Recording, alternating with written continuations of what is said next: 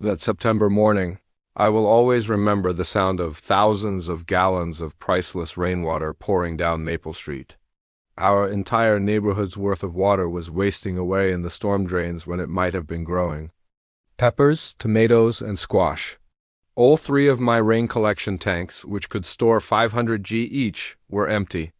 My stomach dropped at the sight as if I had just climbed the first hill on a roller coaster. Brenda Fitzgerald, the president of our HOA, was standing there, holding her clipboard tightly to her chest like a shield. She had that arrogant look on her face that I had been all too familiar with during the previous 2 years. As she theatrically tapped her pen across the notepad, the early sun glinted off her huge sunglasses. She was unaware that she had just set off a series of events that would ruin months of arduous labor and have an impact on scores of families in our neighborhood. Allow me to re-explain how we arrived at this point. I'm David Lawson, and I've spent the last 8 years residing in the Oak Ridge Estate development.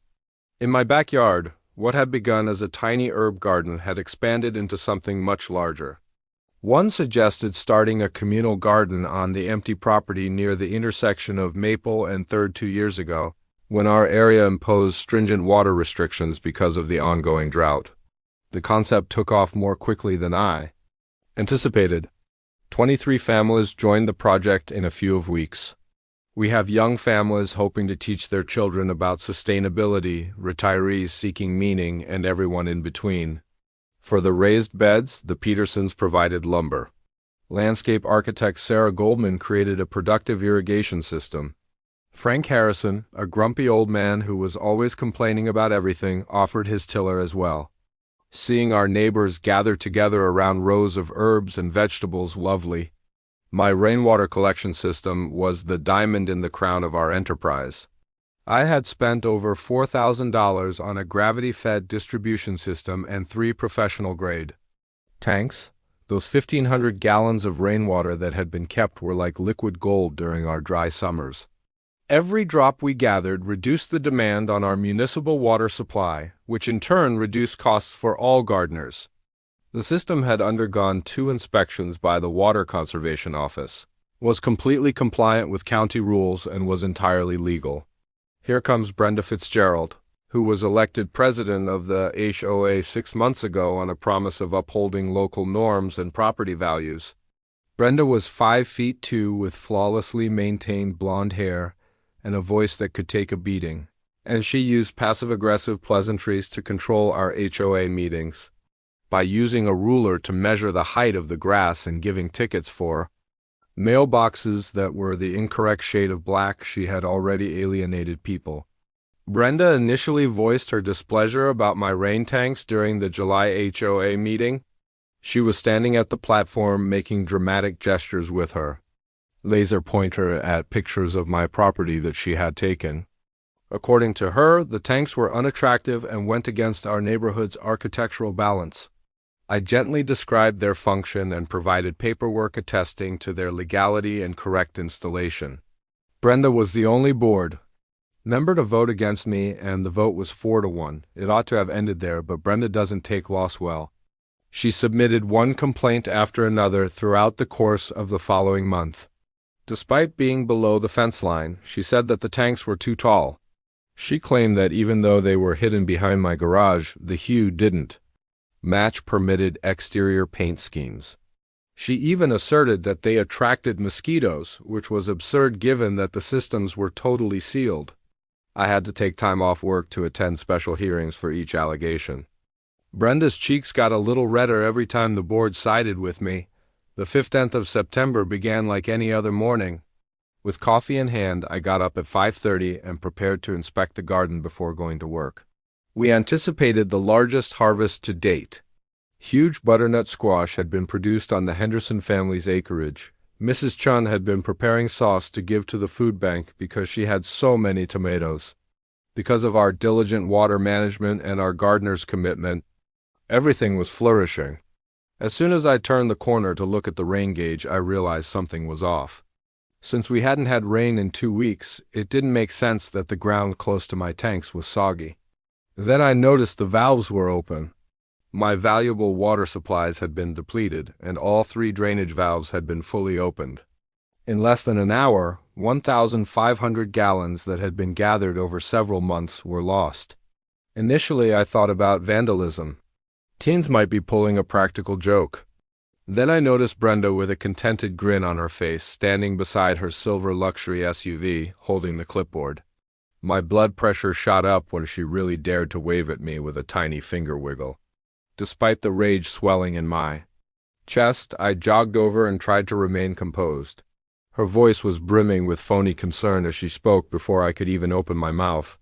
"Oh, David, when doing my usual property inspection this morning, I discovered that your tanks were leaking.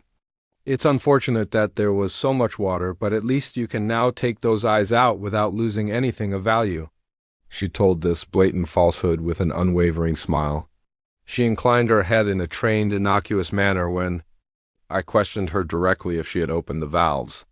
I have absolutely no idea how to use those traps. All I'm doing is recording the leak for our insurance files. She was lying and I knew it. The harm was already done, but my garage's surveillance video would demonstrate it. We were in the midst of a heat wave, with afternoon highs of 105 predicted, and the water had dried up. Those tanks were the foundation of our whole watering program. Without them, we would be forced to use the pricey and scarce municipal water, which would triple our expenses and only allow us to water twice a week. I called each garden member for the next 3 hours to explain the situation. Some offered to bring buckets of water from their homes. Others recommended that we use cash to purchase water from a delivery service. However, I was aware that these were merely bandages applied to a huge wound. In order to survive the upcoming month till the arrival of the fall rains, we required those 1,500 gallons. The responses varied from incredulity to indignation.